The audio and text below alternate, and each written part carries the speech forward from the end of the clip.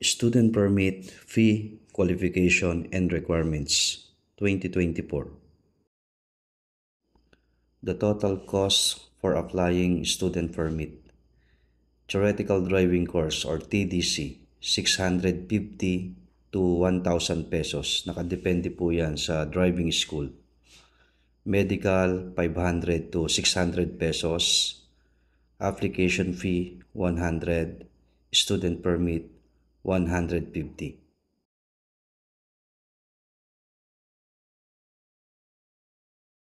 Makakuha ng student permit and license.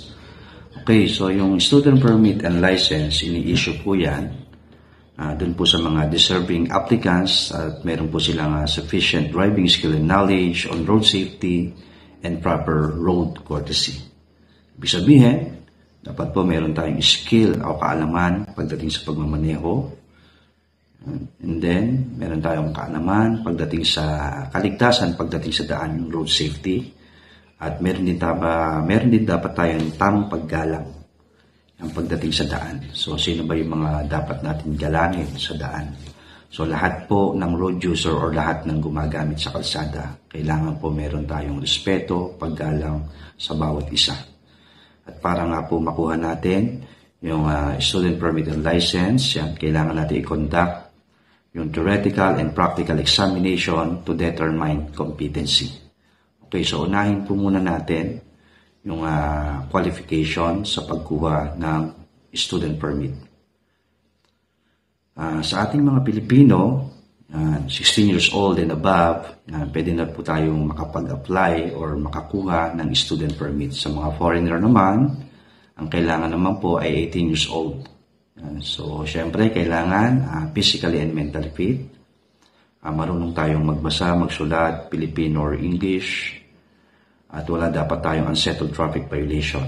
Syempre, dapat makumpleto natin yung theoretical driving course, yung TDC. Ito nga po yung 15 hours na seminar. 2 days na lang po siya. And then, ito naman po yung requirements. Yan. Pagkuha ng student permit. Yan. Yung APL form. Application form for permit and license. So, binibigay po yan libre sa LTO. Pag mag-a-apply na tayo ng student permit or license. And then, yung PSA birth certificate. Yan. Pero sa mga married woman, yan, ang kailangan po nila ay PSA marriage contract.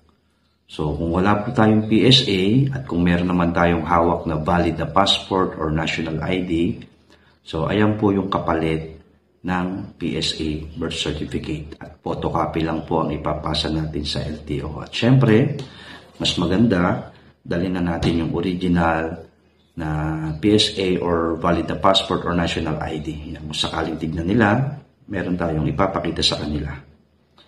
And then, yung theoretical driving course certificate. So, ito po yung TDC certificate na makukuha natin yan, after seminar po ng 2 days or 15 hours. So, syempre, ang kailangan maipasa po natin yung theoretical examination.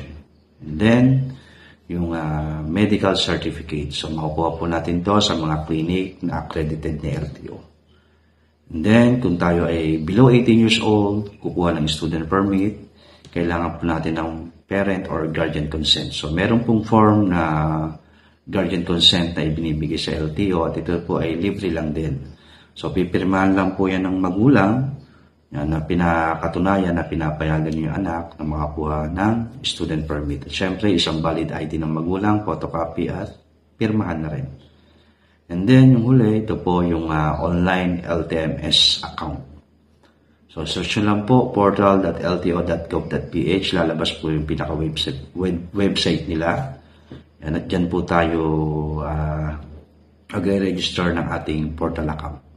So, ito pa rin po, take note, tandaan nyo kung ano po yung nasa PSA birth certificate nyo. So, ayun po kailangan nyo sundin nyo. Okay. So, yun nga po yung theoretical driving course o yung TDC na seminar ay pwede po natin itong makuha ng libre sa mga LTO Drivers Education sa mismong LTO po.